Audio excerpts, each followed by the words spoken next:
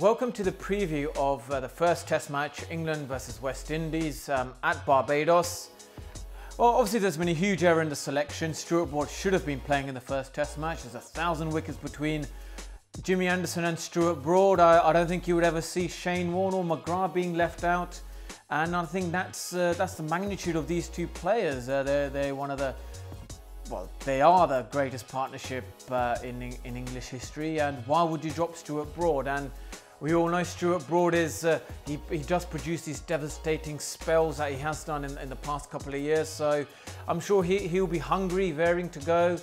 And we all know when he gets them legs going, he's going to produce something magical. So I do expect Stuart Broad to be playing in the next Test match at Antigua, possibly in the expense of Adil Rashid, and also depends on the pitch. You know, if the pitch is going to crumble quickly, if it's soft underneath and there's not a lot of grass, there could be the possibility of playing two spinners. And Jack Leach is obviously, you know, should come in and he can provide that option to Joe Root, a controlling option, as well as he does attack the stumps all the time. Being a left arm spinner myself, I like the way he bowls. I've seen him bowl well at Sri Lanka. He's been in good form. So if they do look to play two spinners, I think Jack Leach, probably will come in. And the two that possibly, could miss out is Adil Rashid and Sam Curran, who's probably hasn't had one of his better games. And then there's also the issue of Keaton Jennings. Everyone's talking about is he a good? They're questioning, is he a good player against pace bowling? I feel that he should be given a run because we've had that. England in the past have always given fair opportunities to players who haven't done so well. When I played for England, and I think Keaton Jennings should be given another Test match to prove his worth, and he does have that sort of steel character in him. And if he can get going like he does, he's a solid opener.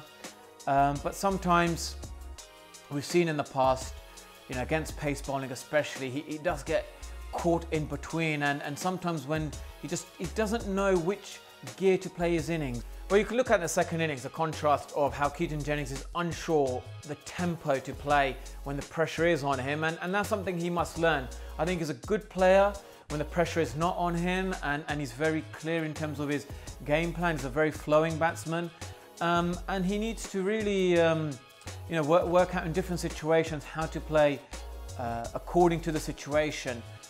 So I would like to see Keaton Jennings play in the second Test match, and if they want to, this is a question, isn't it? This England team, they've got such a depth of talent, and so many. Yeah, I think you can have so many different permutations in terms of the selection of this England team.